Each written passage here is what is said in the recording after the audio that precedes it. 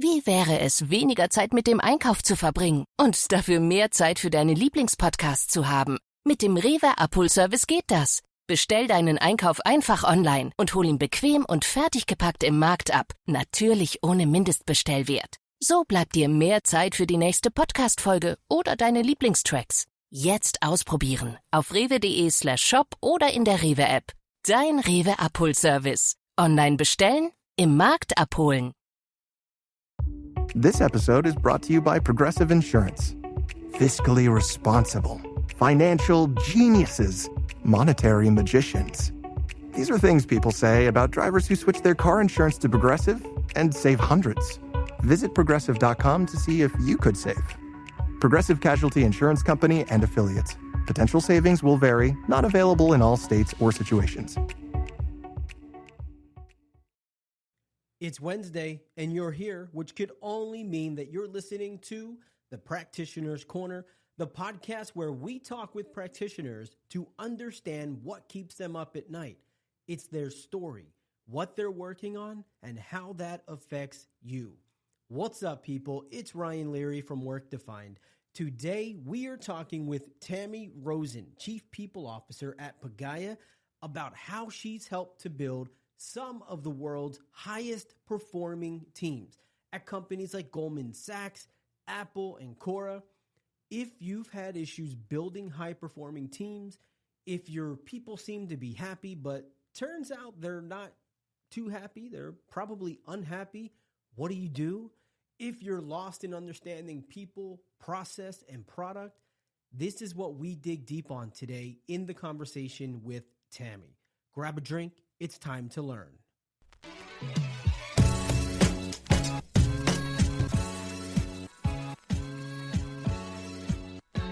Hi, we're Practitioner Corner, and we got Tammy Rosen on today.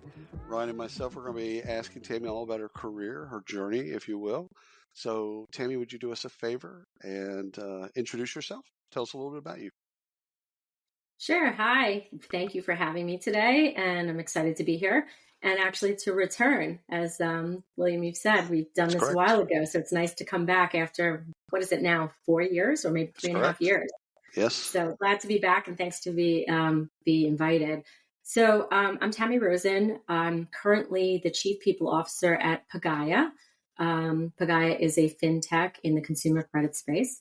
And I've had a very varied journey, and I've worked across a multitude of different companies, from finance to tech to SaaS to consumer internet, LiDAR and the like, all mainly in the people space, but always with a business eye and seeing people strategy as key and driving the business strategy.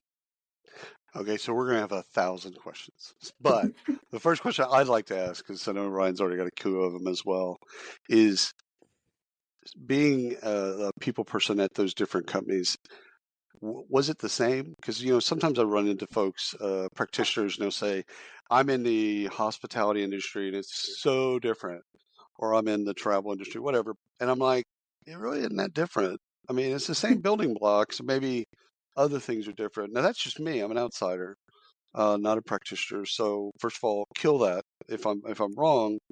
But because you've been in a lot of industries, that's the first thing I want to ask you. Yeah, it's a great question. I don't think anything I've done has been the same. And I never look at each experience as one that is a cut and paste or a just press play.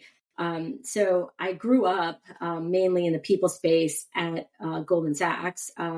Actually did not intend to be there. It was sort of like a stopping point, hoping to start my own company, and then fell in love with how people can really drive a business strategy and how you can build it within a very established company, but one that didn't have an established function. So that I remember right. Did they do a great job of training? They spend disproportionate in training and development, right? Yeah. But people was the core function to Goldman. And as a result, the people function really had to step up to the charge to drive that strategy. So I I can see had that. a bird's eye view being pre-IPO at Goldman all the way through to no HCM, to building HCM, to building out Wow. programs like the first LGBT ally program and a number of other things. But I was able to innovate within a very large company. So I saw that as different than when I went to Apple, which again, another pretty established company by the time I joined there. But HR was different and needed different things and different focus areas. And going further, leaving Apple and then moving to some of the startups, you're creating from scratch and you're building culture and you're building the function and you're kind of thinking about, how do you take it from where it is today to where it needs to go in order to deliver on the mission or the ambitious mission that you have. And then each of these different companies that I've been at have had twists and turns, whether it's been market dislocations, whether it's been COVID, like at Atlassian, and having to think about how do you recreate the way you work. And I helped to author Team Anywhere and really redefine how you work, not just where you work. And then coming to Pagaya, which, when I joined, the company had 20 people in the New York office, a little over 100 in Israel, and had their first partner. And today we have 29 partners. We're a public company. We've been through the twists and turns there. So I don't ever bring a playbook to anything I do. So to your question, they have not been the same, but it's rooted with understanding what works and doesn't work. And then figuring out how do you craft and design for the culture you have, the culture you want, and where you need to go for a business. So, Tammy, I know we're going to get deep into all of this, but I think something we need to explain or share with the audience. Let's give them some context around your background. How did you fall into people? How did you get into this? Well, that was easy. I didn't go to school for it for sure. I actually, That's probably the out, most. That's probably the most consistent answer. I didn't go to school for it. Yeah, I I didn't got go to to school. I got So to read for political all science. out there thinking about you need schooling, it's not about schooling.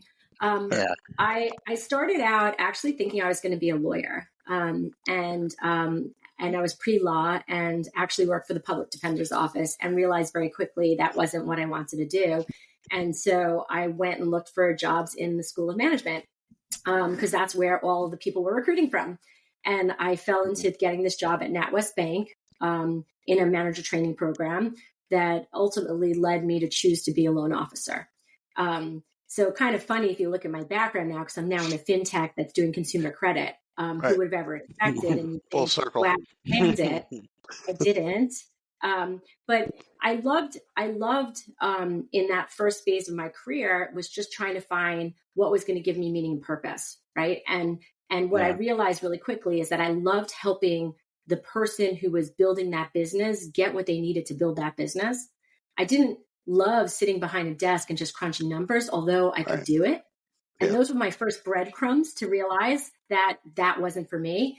And I started looking for other opportunities as there was a lot of mergers and acquisitions going on in the banking space at that time. And I didn't see myself as being a loan officer for life. So I actually accidentally fell into meeting a friend at her interview for a tech recruiting firm and then got interviewed in the waiting room by the entire company. It started with 1 or 2 people, and by the end, it was like 10 or 15 people interviewing me. And they offered me the job. And I was like, nice. Really? And I thought about it and I said, this could be fun, placing people on Wall Street in technical roles. I know nothing about technical roles, but I know Wall Street. So I went into that and I did that for about 2 years and realized very quickly that there was a better way to do it. So I went to Goldman thinking I'd find a partner and get some money because I didn't have money at the time. And, 6 months into my gig at Goldman, realized very quickly that I kind of found home and I didn't need to go and build that other company. I could build it within and be an entrepreneur within Goldman. So that's how I got started. I've been playing with this concept of thrive for a couple of years now, like trying to figure out and solve the algebra of where you thrive. Because where you thrive and where Ryan thrives and where I thrive, and even at different points in our career, I feel like they're different. I don't have any data to support that, of course, but I just kind of feel like we're solving for thrive when we promote people or when we hire people, and possibly when we let people go, they're not thriving in that position, etc. And because of your varied experience, like where do you, if I have that premise correct, where do you feel like you thrive? I mean, now maybe as opposed to 20 years ago or whatever, but like where do you thrive? Yeah, so you call it thrive. I might call it North Star. Okay. Um, Yeah, cool. and it's your passion and motivation, what drives you, and what drives you will make you thrive. Right. So I guess what I would say for me, it's always trying to help make a difference in the lives of the people that I touch and helping them to reach the potential that they so seek. And in each of the different places that I've been, I try to help build cultures, opportunities, make connections, whatever it may be, to help have that outcome be the case. And it fits nicely in a people function. But to be frank, I'm not really your traditional people person. I'm more of a business person. People is my product. And I think about how do you design those structures to make those outcomes better for people. And you could look at the examples like at Goldman, people were not coming out as being who they are because it wasn't a safe environment. So creating the LGBT ally program was a way to do that. Going to Apple and looking at, different things that mattered there and what we needed to help with, entrepreneurs that we were purchasing their companies and figuring out ways in which they can integrate better and have a good outcome by being part of Apple. And I can go through each of the different circumstances in different companies where I've tried to connect those dots to help other people thrive through the fact that I this match connection or create an outcome for them or a program that will make it work. And even today, as I look at Pagaya, one of the things I'm most proud of is that we've kind of thrown out performance reviews and said that I personally think they're dead in the way we think about them. We've thrown them out because they don't yield people doing better and learning. They are looking backwards, not forwards. And we created something called the continuous learning cycle, which really is about, setting the right goals, getting the right commitment, being introspective about where you succeeded, where you failed, and learning and building that learning culture that inspires people's growth and development and further impact. I love that. So one of the things I wanted to ask you about is you went to college, yeah, I would assume, right? Yeah, So University of Binghamton. So why did you choose this college that you went to? And what was your favorite course?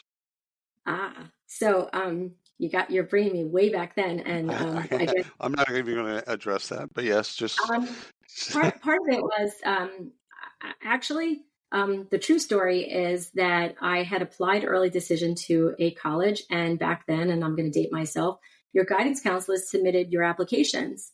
My guidance counselor forgot to submit my application. Shocking, not shocking. When the early decision came out, I was not called or not given an email or a letter or anything, and found out that my application never got there. So at that point, I only had 2 or 3 other choices, and Binghamton was the best college with the best opportunity and at the right affordable price to go to. And I'm forever grateful because it's been a great experience and really had helped to catapult me in the right direction. So it was meant to be. And my favorite course at school probably had to do with sociology and anthropology, because I really love the study of systems and and really understanding how things work. So I really love that aspect of it. Let's dig a little deeper on college and the majors you took. So you said you were pre-law, right? Yes. All right. So pre-law, we've had a lot of these conversations, and I feel like, me included, you go pre-med, you go pre-law, and then you come out and you're in HR. Right? How does this happen? So I know how it happens because I've experienced it myself. But so we're talking about work and we're talking about people and decisions and all this stuff for that 22-year-old who is pre-law today or pre-med or business, whatever they are, and they're graduating in May. unconfuse these people, help them out, like give them some knowledge here and guidance. What do they need to understand as they take their first real job? So I think if you're in one of the professions like accounting or law or med, there are a little bit more obvious choices that you'll Right. take, and there's more Hmm. clarity. Back to what I did is I did something called Law and Society, which allowed me to do a very more liberal arts degree, which gave Right. me a lot of different things to taste and learn and touch and to see what I loved, which really suited me well, but didn't suit me well Right. in what was next, right? So I was lucky that I had the idea to go to the business school and drop my resume with some of these companies. And I got two of the interviews and got one of the jobs. I call that lucky because when I came out of school, there was only 7% of people got jobs off campus. Wow. So now things are a little bit different, but the markets are a little bit weird. And I think what I say to young graduates now, and I have my own who just graduated last year, is to find something that you can have passion around.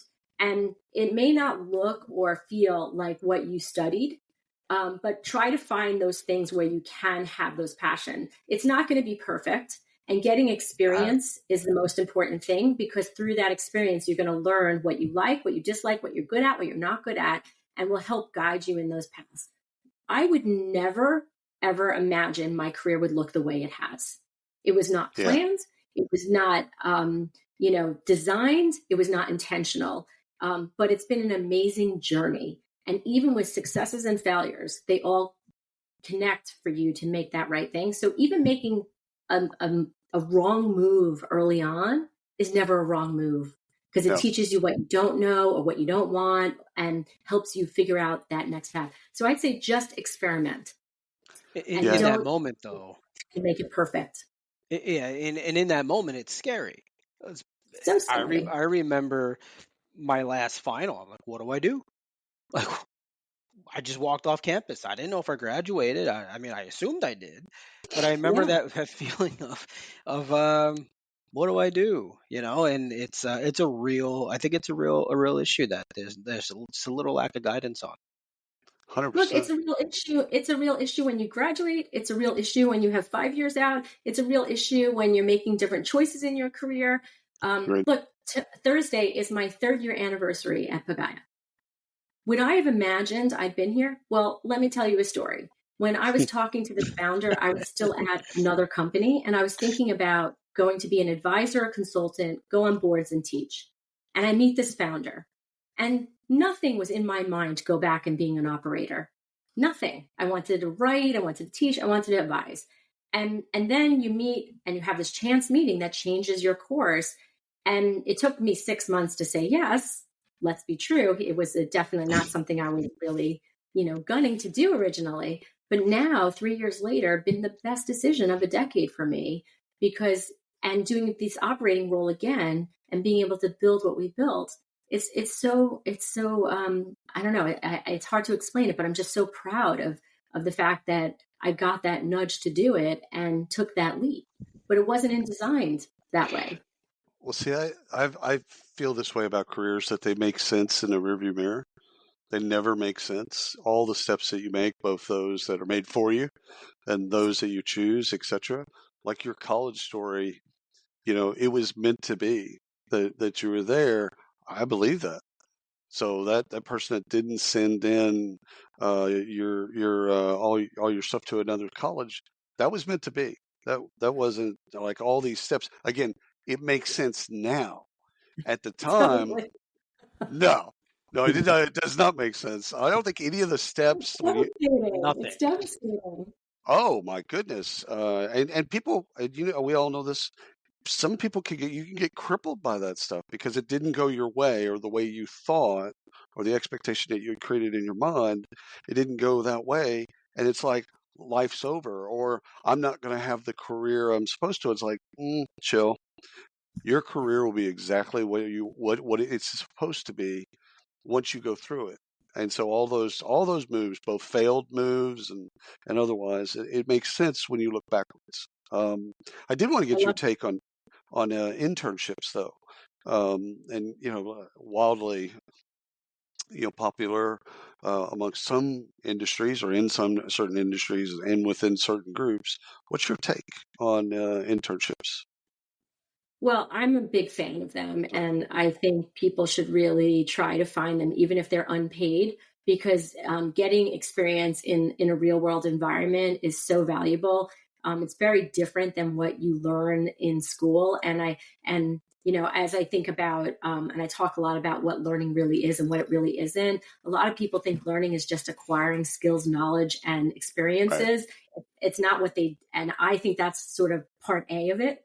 The part B of it is how you apply it to new situations. And that's where you can see that the quote learning has happened. And so internships give you that. And I watched it even with my own son last summer in his first internship. He said in those 10 weeks, he learned more than he had learned the first 2 years of college, because he was able to see that it's not like, here's information, spit it out. Right? It's how do you apply it? How do you manage it? How do you work it through? How do you work with people? How do you influence? How do you make impact? And those things can't sometimes be taught in the traditional way we do school these days, which personally, I hope one day we actually change how Right. colleges teach, because I don't think it sets people up in the right way. Right.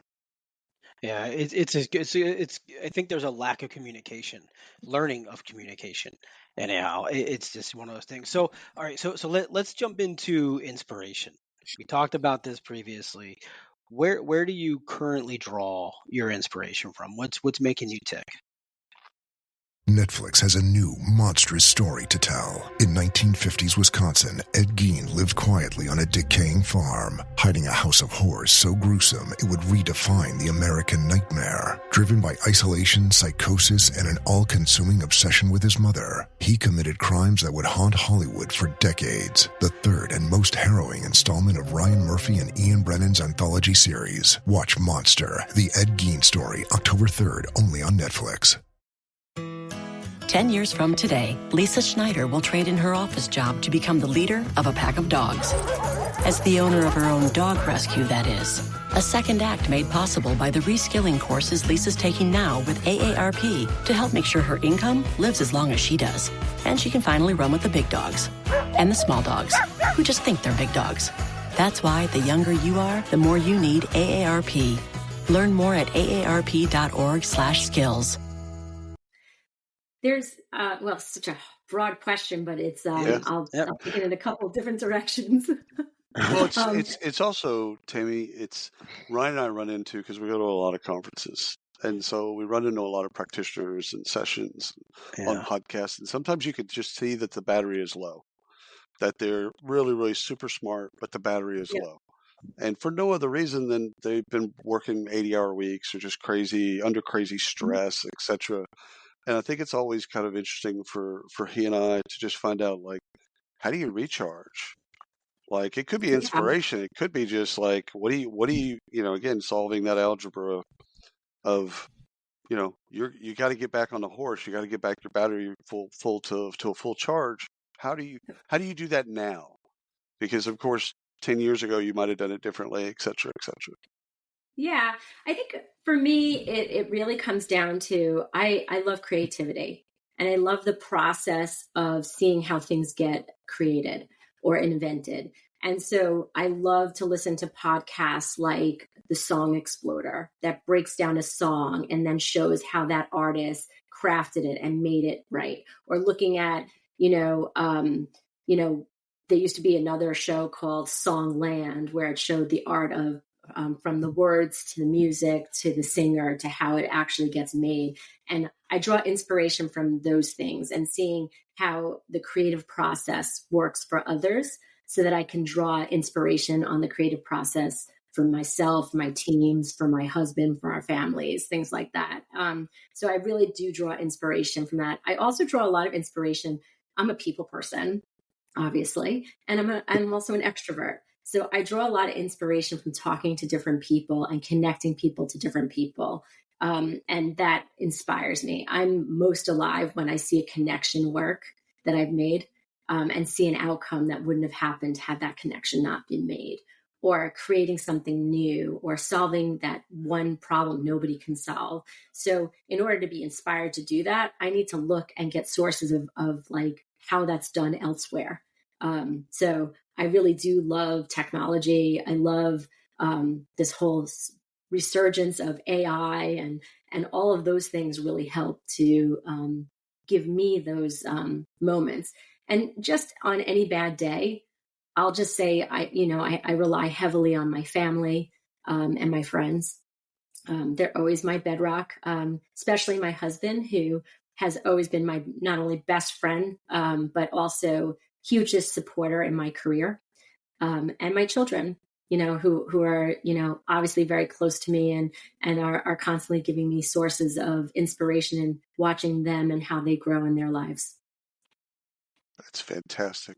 All right, let me put people, process, and product in front of you and ask you to rank them. And there is no right answer. There is no right answer, and you can't say all three. So let's lay down some ground rules. And okay, so people are the talent that you have. Processes. Let's just do onboarding. Create a simple process. Yeah. You're going to do a brand new, and you probably did this at Atlassian because we went with COVID, but a brand new onboarding program, which a process, and in the technology that's under the underpinnings, the technology that then drives that process. Where do you start? What's number 1, 2, and 3? How do you order those? People, product, and process. Yep. So I would not be who I am if I don't start with people. So I'm going to be. I was waiting for you to say product, and oh man, I was so waiting for that. Well, it's actually the technology, William. Yep. No. Well, okay. no, come on, guys. Like if you talk about it, people is my product. So I'm actually using 2 bullets right there. There you go. Fair statement. Fair statement. And so I think people always first, because if you don't have the right people in the right places at the right time, it doesn't matter what product you have, and the process doesn't matter. Right. Everything has to draw from that. And so I always want to understand what's going on for the people. What are the challenges? What are the issues? How do we remove the roadblocks? And then you think about how you design the product, and you don't look at it from what was done in the past. You look at what are the challenges you're solving today. And you go with a beginner's mindset, first principles, whatever you want to call it, and you design it with a blank piece of paper. And then you figure out if you need process. The challenge with process is most people, when something goes wrong, they start with process and procedure as the only way to solve the problem. You have to change behaviors and culture. Yep. And process is there to support that change, not to drive that change. I believe the same way. I believe you start with people, check, covered. But I believe the second thing is I believe you can put a superior process on an inferior tech and still get there.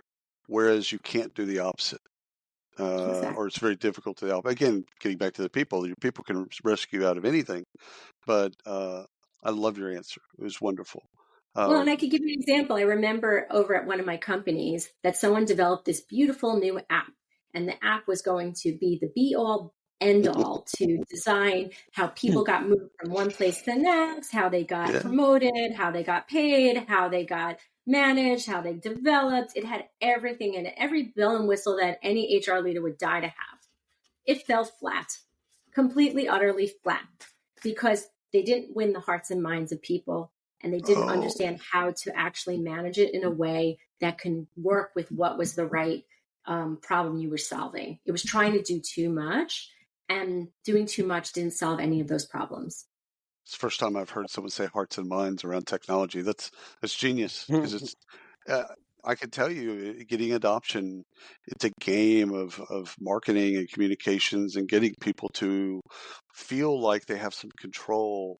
And once they feel like they have some control, then learning the technology, making sure they adopt the technology, and then seeing that they can't live their life without that technology. So I love that. Thank you for saying that.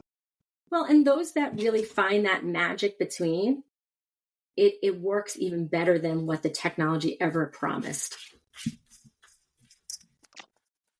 So I wouldn't I wouldn't be me if I didn't ask you about programs that you've rolled out across your career that really, I mean, maybe you had a lowered expectation, but they just went crazy good for you. Like you rolled out a new program and it just like you woke up one day and it's like, oh my God, this has gone viral. And the opposite, where you think, okay, this new program, whatever, like, employee referral program, whatever, this new program that we're going to roll out, it is going to light things up. It's going to change recruiting, et cetera. And then it just falls flat. So give us the positive and negative. And again, we don't need companies. It's just more of the types of programs. We might try to guess the So company. well, I'll say one of the things I'm most proud of today, and even at Pagaya, is the continuous learning cycle that we've created. And this was a real bet because it's basically saying we're not going to use a 360 review. We're not going to look at a performance review like everyone's seen at every other company. And we're going to design it with what makes sense for us and design around our culture of learning. And and so we started from that blank piece of paper, what we needed to do. We did the right method on it. And the first time out, we ended up getting like almost 100% completed their self-reflection in the first week. And then managers over the next 2 to 3 weeks all had conversations with every employee, which is the game of it, right? That's what you want. That's what you're striving for, is that everyone has a conversation that is useful and helpful to their career, and looks at what they've succeeded, what they didn't, sets goals, looks at their, what they're going to do in the future, but also how well they did it or didn't do in the past. And we've now done this 4 times. And where I call this a success is when you find that more than 70% of people in a survey will say that they look forward to the next one. How many of you look forward to the next performance review that you had? And how many of you are going to say that more than 90% of them felt they learned something and grew as a result of the conversation? That's huge. And that you're seeing people looking forward, but also getting an outcome and having impact as a result. That's a huge success. Now, I would say it's one of my big successes. I think it's something. Snap. That's a flex. That's a flex right there. It's just kind of a throwaway. I mean, I got so many there to pull from. Yeah. I'm just kidding. No, it's one of my big successes, but I didn't do it alone. So let's be clear. Right. This is a team of people, and having the support and winning the hearts and minds of people is important. And doing it with the leaders and having them do it as well, it makes sense. It's funny because you're going to ask me now, where have I failed? And I guess a program, not you, a program. Whatever, me, a program, whatever. You're just potato. My face all the time. It happens, right? But I look at those moments as the best learning ones. So there's examples of where we've made commitments that people are going to be able to do something, and we thought we could, and we didn't communicate at the same time as execute, and we focused purely on just execute, and we forgot that we needed to bring people along for it because we were so worried about meeting a deadline and not worried about communicating the expectations along the way. So that's happened countless times. And, hopefully I'll learn from it. We'll learn from it. But you're such an optimist. I am. You're such an optimist. I love it. Ryan, you have something? No, go ahead. I gotta get your take on span of control. And rules today. No. That's not my bid. My bid is more curious because I was talking to an executive at ADP, and we were just going back and forth, kind of ripping on this bit. And he says, "Listen, for me, it's 6 people. I've got to have 6 people, and I want to talk to them every single week.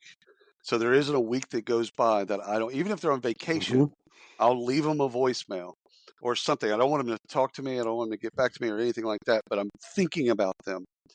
And I can't do that with more than 6 people. And because for him, this was his bid, is he's like, I lose. If I get 15 reports, it's hard for me to do it. And then I get frustrated because I can't do it and all this other stuff. And so it got me really thinking about span of control. And I mean, GE had a very specific Yeah. take on span of control. Which leads me just to kind of what's your belief? What's your take as you've seen these play out at different companies? What's your take? Yeah, we always get a nice fancy title for something, span of control. Yeah, but I would say that it's important that you have the right touch points with the people that work for you, and that you can direct and give them the right help them through things and be a good guide. If you have 15, I think that's super difficult, and Right. and you can't have 15 one-on-ones every week. Right. And still get work done. So I do think it's important to have the most necessary, but as much streamlined as possible. So I truly like to keep my directs to maybe 3 or 4. I'm so sorry. I have a cat who's scratching at a door. 1 second. Just off camera. Go get your cat. Sorry, You're fine. I have a cat.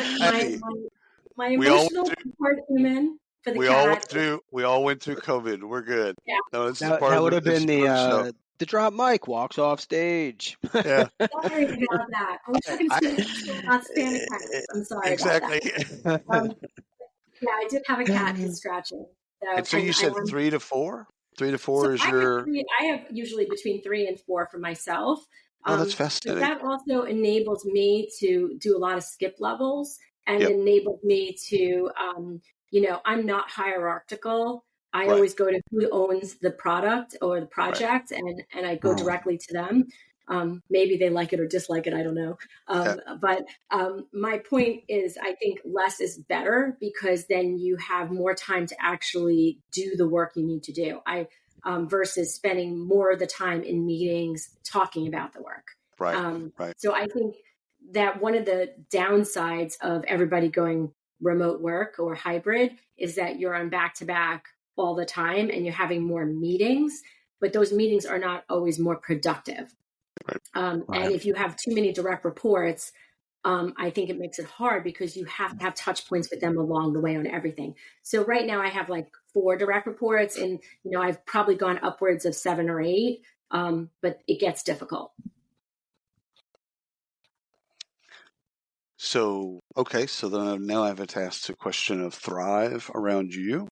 So the people that report to you, is there anything that you can draw down on that says, okay, here's the people that thrive around me? And I'll just use myself as an example, and then you can, show how different you are. I like contrarians. So I like people that will actually tell me that I'm wrong, and then tell me a different path, because I can't see what I can't see. The other is I like people that can deal with a lot of ambiguity. Like, they can consume a lot of ambiguity and kind of work on their own and kind of bump around and figure things out.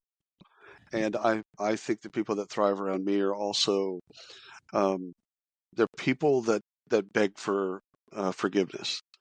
So they're not permission based. They don't come to me and say, "Hey, Will, we were thinking about painting this house black." That type of conversation frustrates me. I just want them to go paint the house and then come back and go, "Hey, man, we painted that house black." It's like, "Oh, that's a terrible idea. All right, let's figure that out. We'll go from there." But I've just, over the course of years, I've figured out, like, the people that, and right or wrong, the people that thrive around me are those types of people. If for yourself, is there anything that you can draw down and kind of express to the audience in terms of people that thrive around Tammy?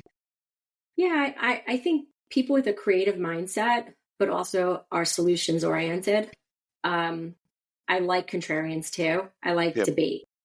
So people that thrive around me, that are willing to be open, honest, unbiased. And I think the unbiased piece is really hard, because a lot of times we're groomed to come sell an idea, because if we're given it, we have to make it successful. So we'll kind of hide the things that would go wrong. I like people to kind of give all of the possibilities and say why something will work, not why it won't work. And I think a lot of times we're groomed to believe that something won't work, and we're supposed to show why it can't be possible. So people that thrive around me are people that are solution providers, creative thinking, always want to find that solution, believe there's a solution. They're not, no. or Negative this Nancy's don't won't work around happen. you. Yeah, I mean, it'll frustrate me because as you can see, I'm very much an optimist and I always believe there's a solution to every problem, just not always present in the moment. So I'd like to brainstorm with people about how do we find those problems we're not seeing, those solutions, I mean, that we're not seeing, and really find them on behalf of everyone. So, all right. So, Tammy, as we wrap up here, give us just off the top of your head a couple of nuggets that people can walk away with who are in a position that you may have been in 10, 15, 20 years. I don't know. I'm just throwing years out there in your career as you started, for somebody who's starting to walk into an organization to manage people or to build a people organization and work on culture. Give them a couple of just little nuggets that they can maybe tuck away and pull out as they need to. Yeah, so I guess advice, first of all, is really know and experience the business in which you support. If you don't understand it, full stop, you can't design around it. And you can't create the right people strategy to support it. So understanding the business and being able to talk fluently about it in a way that is as good as if you were the product person or the engineer is super important so that you can design around it in the right way. So that would be one. The second I would say is build strong relationships with everyone at every level. Something I do a lot is every so often I'll hold office hours or I'll walk the floors. That's smart. Understanding what's going on. When you're more senior or you're in this leadership role, less comes up, you have to seek it out. So find those ways, whether you create them or, less organically or find them organically in order to get the information that'll help you, again, to think about designing solutions. And then lastly, I would just say is be a constant learner. And that's super hard for people. We all say we want to learn, but learning is a difficult thing. It means you have to be humbled. You have to be okay with failure, and you have to be transparent and introspective without worrying about the outcome, because you can't learn if you can't identify what the problem is and what went wrong. So those would be my three. I love it. So the question I have is in terms of social, the different kind of voices that kind of come into Tammy's head from Facebook or LinkedIn or wherever it is. And it isn't a popularity contest or anything like that, but just like, give us a one or two of people that you really, their voice right now is really resonating with you. Oh, gosh. Come on now. This can't be that hard. This is not that hard. You don't have to mention me. It's okay. Well, I was going there. But I thought Ruth would be very upset if I did that. So no. There's a bunch of different people. I think I really value a lot of what Ray Dalio shows on his page. Right. I look at a lot of the different sports coaches and music. So I kind of go across a bunch of different things. There's not one that I can pin it on because I consume information from all different places. And sometimes it's the most unlikely unknown person that actually gives that inspiration. But in general, I guess I'm, a LinkedIn junkie that way. I love to read all the articles and what people are writing and what people are experiencing. And I love watching what people write about around reflections, whether it's an anniversary or retirement, because those to me are the most powerful because it's coming from experience. Right. I don't love all of the people that are just academics, prophesize about things because they've never experienced it. They've just researched it. Now that's good and that helps. I'm not trying to poo-poo that, but I'm a practitioner at heart, and I love people that roll their sleeves up and then tell it from where they're in position. I'm right there with you. What I've grown more attracted to is practitioners telling their story, their journey, and kind of where they, where something went sideways. So you can tell, it's authentic because they're being Yeah, vulnerable, and they're telling you things that, like, okay, I get it. That was a really tough bit. And exactly. primarily that's LinkedIn. It used to be Twitter was, I was really in love with like different voices on Twitter, especially around recruiting, where they were asking really probative or making fun of recruiting. Like there was a Yeah, period where I really loved Adam stuff like Jeff Shapiro's or stuff like that, where they were just asking questions and like, why do we think like this? Like, this is crazy. This is insane. Like, I really like that for a period. So, Tammy, thank you so much for thank agreeing to come you. on the show and coming on the show. You've been absolutely wonderful. So just thank you for your Thank time. you. Thank you. I appreciate Absolutely. your time too. And thank you to the audience for listening.